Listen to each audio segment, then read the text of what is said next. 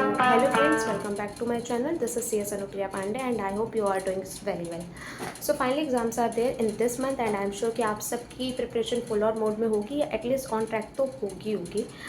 आज की इस 5 मिनट की क्विक वीडियो में I am going to share some smart and practical strategies that will help you score examination in strategic management and corporate financing subject in your CS professional.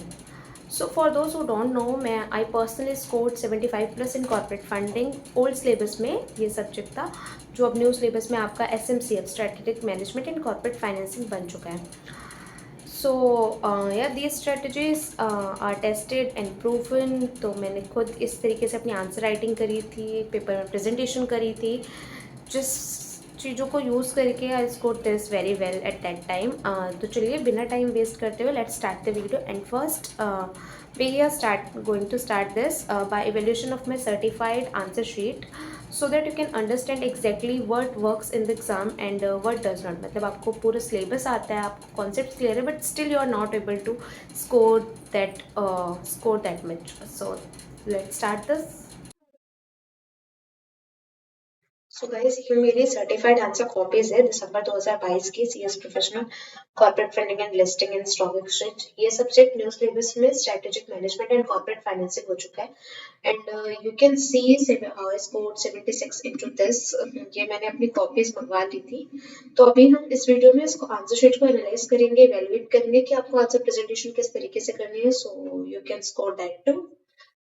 बिना time waste करते हुए start करते हैं. मैंने अपना answer start किया था part A से. आप part B, part C, even किसी भी क्वेश्चन से पिक कर सकते हैं. जिस भी क्वेश्चन के आंसर में आपको प्रॉपर कॉन्फिडेंस और कॉन्सेप्ट क्लैरिटी हो, बट मेक श्योर कि आप आंसर नंबर पॉइंट्स एकदम सही तरीके से लेके and it should be understandable to the examiner while checking. तो इसका फर्स्ट क्वेश्चन, आप इस वीडियो के लिए जो क्वेश्चन पेपर रेफर करेंगे वो दिसंबर 2022 कॉर्पोरेट फंडिंग का CS प्रोफेशनल थर्ड मॉड्यूल का रेफर कर सकते हैं. मैंने साइड बाय साइड में क्वेश्चन पेपर भी ओपन किया हुआ है आपके लिए. तो इसका फर्स्ट क्वेश्चन न्यूमेरिकल था. बेसिकली टंडन कमेटी से मैक्सिमम बैंक परमिसिबल फाइनेंस की लिमिट पूछी थी. I started with simple by writing this and एक टेबल न्यूमेरिकल के लिए ड्रॉ करी थी. यहाँ पे फॉर्मूला लिखा है, स्टेप वाइज चीजें एकदम चलनी चाहिए. ये प्रॉपर इसका एक छोटी सी टेबल बना के इसका आंसर लिखा था और कुछ नहीं. सेकंड मेथड में फिर से फॉर्मूला लिखा, फिर से फॉर्मूला अप्लाई किया एंड लिमिट निकाली इसकी. तो इसी तरीके से ही आपको आंसर करने हैं. अगर आप कोई न्यूमेरिकल कर रहे हो तो पहले आप अपने सारे वैल्यूज लिखो, फॉर्मूले लिखो एंड देन अप्लाई इट. मैं अपने आंसर लिखते समय यहाँ पे साइड में एक स्पेसिंग की लाइन देखती हूँ. It is not mandatory. अगर आपकी राइटिंग बहुत क्लियर है, नीट एंड क्लीन है तो जरूरी नहीं है. मेरी राइटिंग थोड़ी ऐसी है तो स्पेसिंग इशू के लिए मैं यहाँ पे एक लाइन डाल देती हूँ. Then I writed the answer, एकदम कंक्लूड किया एंड यहाँ पे जो क्वेश्चन में एग्जैक्टली पूछा हुआ था, should bank sanction the loan request और not, I specifically denied, bank should not, and उस चीज को अंडरलाइन भी किया हुआ है प्रॉपर तरीके से. तो फिर आपको ये इसी तरीके से ही आंसर करना है स्टेप वाइज मार्किंग के चलते. देखिए 2 मार्क्स इसका दिया एग्जामिनर ने, 2 मार्क्स इसका दिया, 1 मार्क्स फॉर्मूले का दिया. This is how I manage to score 5 out of 5. So ऐसा नहीं है कि ICSI फुल मार्क्स नहीं देती है. अगर आपने सही आंसर्स लिखे हैं so definitely they will give you full out of full. बस चीजों को हाईलाइट कीजिए जो इम्पोर्टेंट है. क्वेश्चन में आंसर करते समय आपके आंसर को घुमाइए मत, एक्सैजरेट मत कीजिए. सिंपल पॉइंट्स में जो आंसर है वो क्लियर लिखिए. देन 1B में भी मैंने सेम यही किया. न्यूमेरिकल था, इसकी लिमिट लिखी. कैलकुलेशन में I think I messed up at that time थोड़ा सा. फिर इसमें प्रोसेस पूछा था, फिर मैंने इसका आंसर प्रोसेस में थोड़े से पॉइंट्स में दिए. देखिए प्रोसेस का 1 मार्क दिया है एंड 1 मार्क दिया है इस लिमिट का. पर जब कैलकुलेशन गलत की तो यहाँ 0 0. स्टेप वाइज ही मार्किंग होती है, स्टेप वाइज ही आपकी चेकिंग होती है. ऐसा नहीं कि आपका एक छोटा सा कुछ आपने कुछ गलत कर दिया एंडिंग में तो पूरा आंसर गलत है, नहीं. Total I got 2. Next is same related to numerical. एकदम बेसिक न्यूमेरिकल था ये भी. यहाँ पे भी उसी तरीके से किया ना. यहाँ पे भी मेरी कैलकुलेशन एकदम गलत थी but I manage to find out the inventory value. उसका 1 मार्क, ये देखो.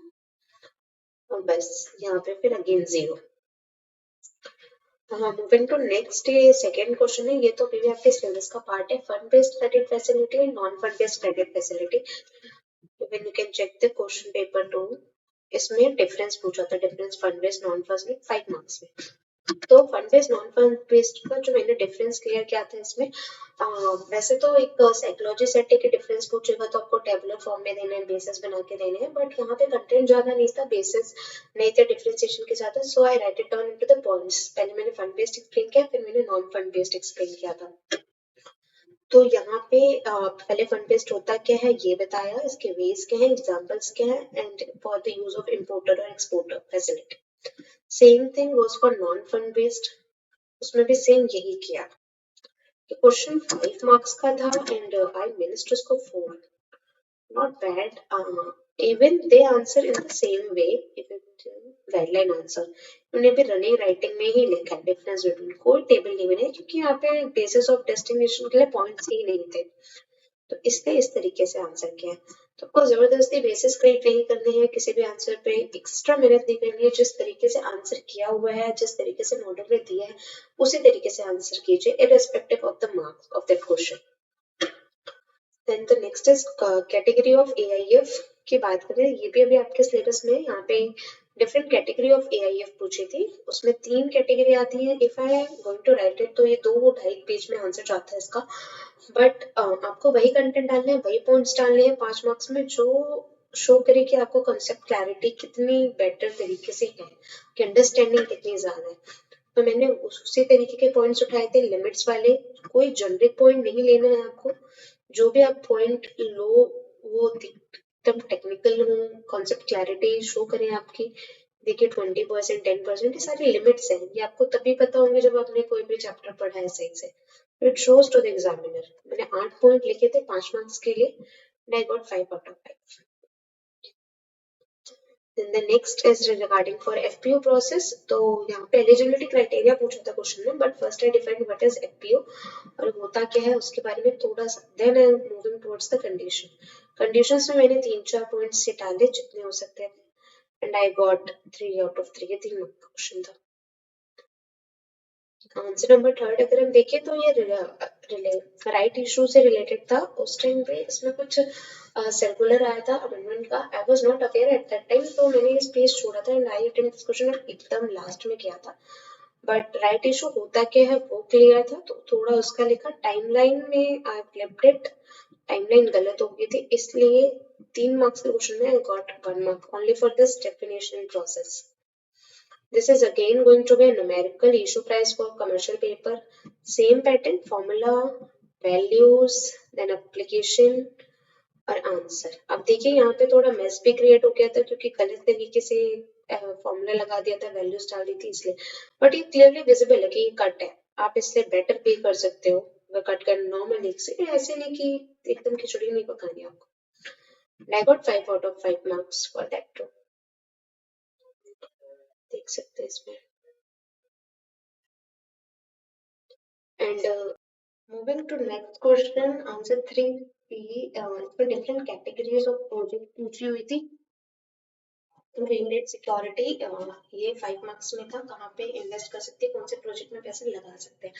तो इसके अंदर भी हमने सिर्फ यही डाला हुआ था कि प्रोजेक्ट के नेम और कुछ भी एक्स्ट्रा नहीं, क्योंकि मॉडल में आंसर ही इस तरीके से दिया था and I got 5 out of 5 if you can check the this, इन्होंने भी ऐसे ही किया हुआ था, कुछ एक्स्ट्रा पॉइंट नहीं लिखा था गाइडलाइन आंसर्स में भी। categories for green debt security pointer wise, same chit added.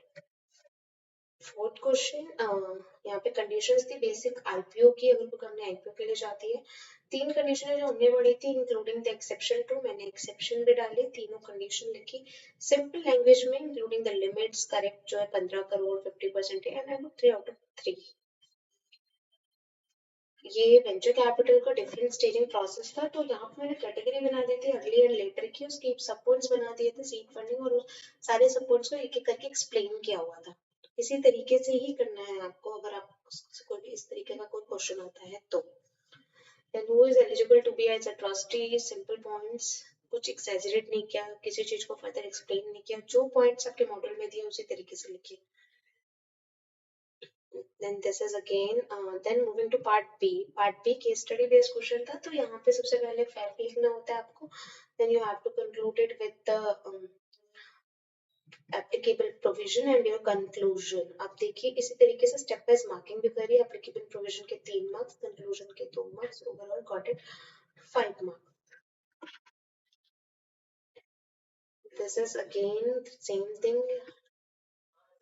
आप ये आंसर शीट डिस्क्रिप्शन बॉक्स में इसका मैं लिंक डाल दूंगी, आप वहां से ये आंसर शीट पे डाउनलोड कर सकते हैं फॉर योर रेफरेंस.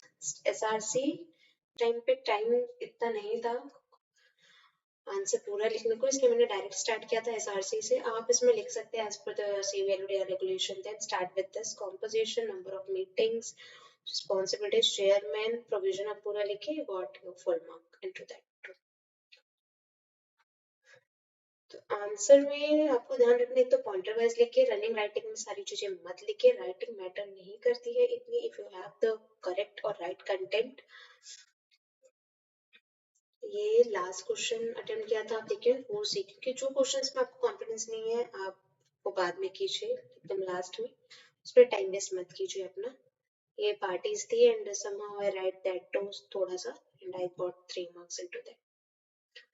को पेपर में राइटिंग मैटर नहीं करती है, पेपर में आपका सीक्वेंस ऑफ राइटिंग भी मैटर नहीं करता है. It's all matter your knowledge, your points, आप किस तरीके से प्रेजेंट करते हैं, वर्ड्स कैसे लिखते हैं. कोई बहुत hard and English cab use नहीं किए, बहुत सिंपल है. आप देखिए द बैंक शुड नॉट जज ऑन द लोन, बहुत सिंपल लेमन लैंग्वेज है, कोई किसी को भी पढ़ने से समझ आ सकता है. कुछ ऐसा नहीं है कि एकदम बुक की वर्ड टू वर्ड लिखना है, आप अपनी लैंग्वेज में लिख सकते हैं, बट मेक श्योर आपके प्रोविजन, आपके लिमिट्स गलत ना हो वहाँ पे. इसी तरीके से आपको अपना पेपर अटेंड करना है. इस पेपर का लिंक, इस पेपर आंसर का लिंक, आंसर शीट का लिंक मैं डाल दूंगी डिस्क्रिप्शन बॉक्स में. And if you want more such videos, I have the paper for IPC, ESG, तो वो भी पेपर्स हैं, उसके भी हम डिटेल एनालिसिस कर सकते हैं. If you want it then comment it down in the comment box.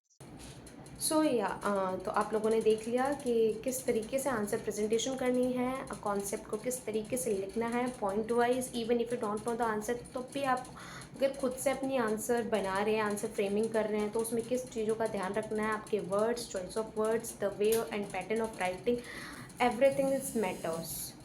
सो इसी के साथ ये वीडियो एंड करते हैं. All the best to all of you for your exams to score very well.